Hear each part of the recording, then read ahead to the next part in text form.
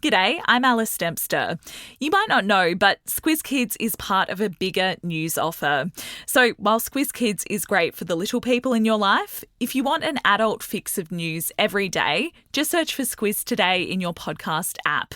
6 a.m. every weekday. In 10 minutes, we'll get you across the news. This is a Squiz Kids podcast. Your fresh take on what's happening in the world around you.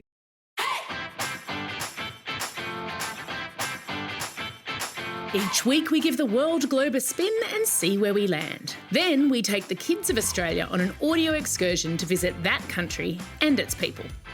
I'm Amanda Bauer, and today on Squiz the World we're visiting one of the oldest civilisations in the world, the biggest democracy in the world, and in 2023 this country overtook China as the most populous country on Earth, with a whopping 1.44 billion people, and the population is still growing.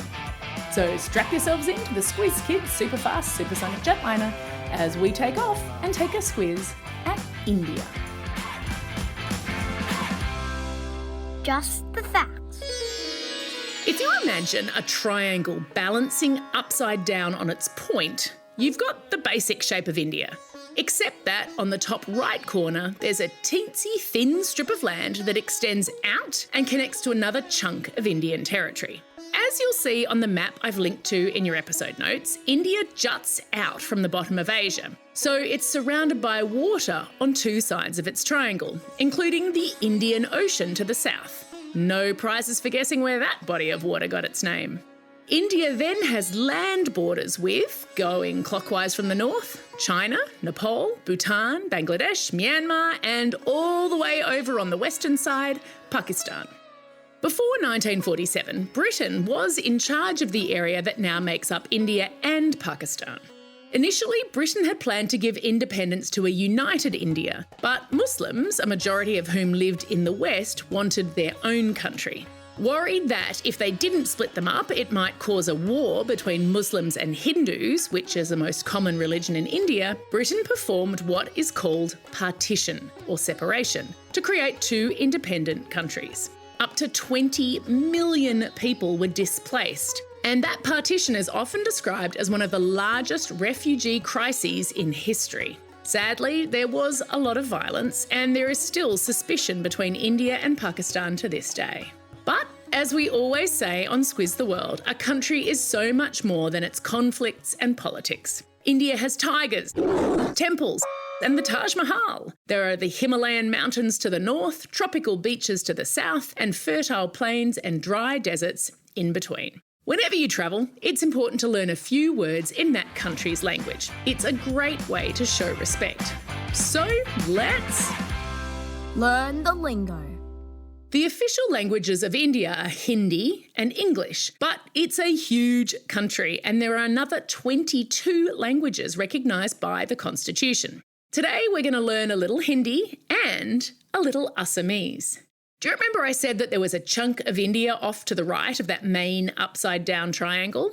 Well, that's where a good friend of mine lives in the state of Assam. So let's give an especially big welcome to her nephew, Squiz Kid Jamit. Jamit, take it away. Hi, I am Jimit and I am 10 years old. I am from Assam in India and my parents are also from India. I personally like to speak in Hindi because it is our national language and it is taught as a compulsory subject in our school. Here is how we say hi, how are you in Hindi. Namaste, aap kaise ho? Here is how we say thank you, dhanyabad. And here is how we say goodbye, alvida. Here is how we say hi, how are you in Assamese. Namaskar, apunar khobor kenukwa. Here is how we say thank you, dhanyabad. And here is how we say goodbye, ahisu. If I had half Jamit's energy, I could do a Squiz the World episode every day. Thank you so much for teaching us Hindi and Assamese, Jamit. Now that we can communicate a little bit, it's time for school. India is a complicated country. It has some of the richest and some of the poorest people in the world. In fact, you might remember that not long ago on Squiz Kids, we talked about how 91 million houses in India don't have clean, safe drinking water that comes out of a tap. So, although school is free and compulsory from the ages of 6 to 14, about 30% of kids don't finish primary school. And that's mostly because their families are so poor, they want their kids to work or to help at home. But I want to focus today on something that I find super cool about school in India: maths.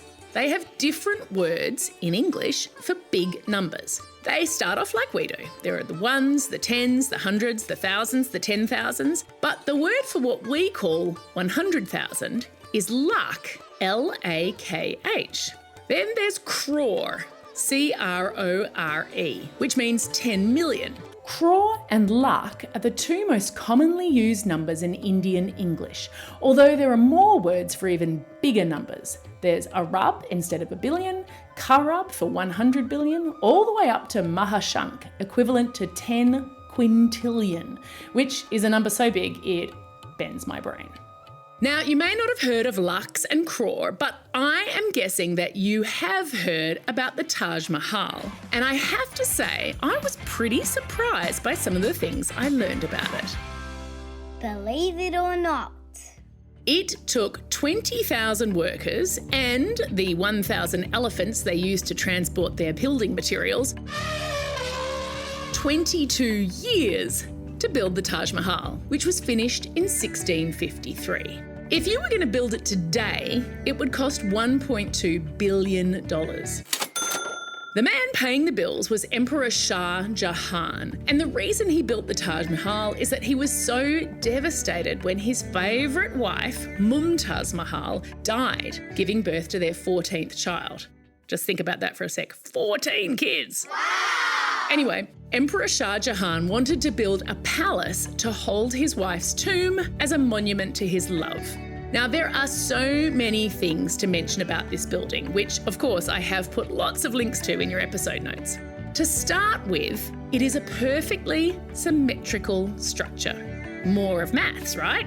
It's made of white marble, and since 1996, the government of India has had to work to limit pollution around the Taj Mahal because it was staining the white marble.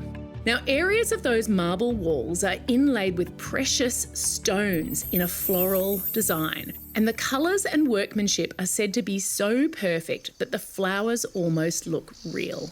Then there are gardens and water features all over, designed to reflect the palace. That's that image of the Taj Mahal that you're probably familiar with, the water in front with the Taj Mahal behind and the reflection.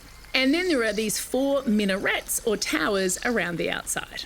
Now, Emperor Shah Jahan planned to have a black palace built on the other side of the river facing the Taj Mahal to house his tomb when he died. But, and here is a real twist, one of his sons wanted to be emperor before his dad died. So he actually overthrew Shah Jahan and locked him up.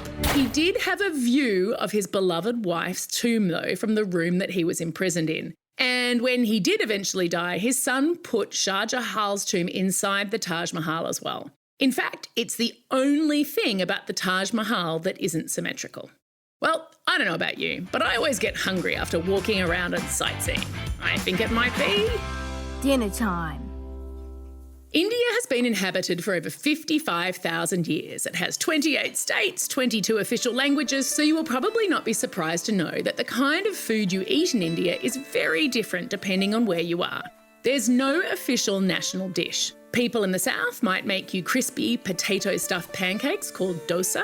In the capital, New Delhi, you might tuck into some spicy yogurt-marinated chicken cooked in a clay oven called a tandoor. But today I want to talk about what just might be the world's oldest smoothie.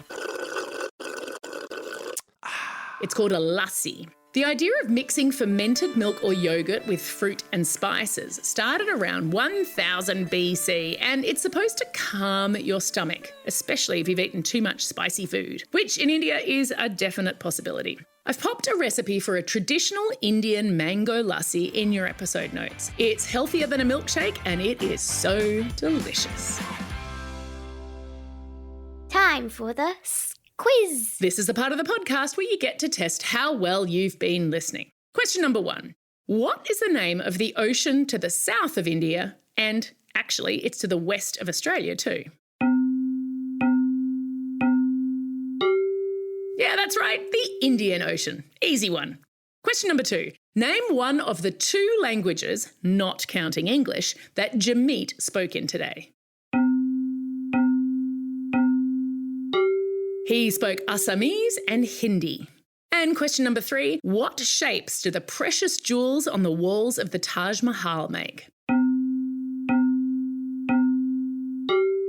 That's right, beautiful flowers.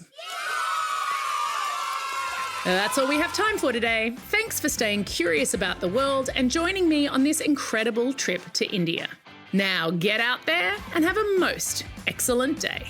Over and out.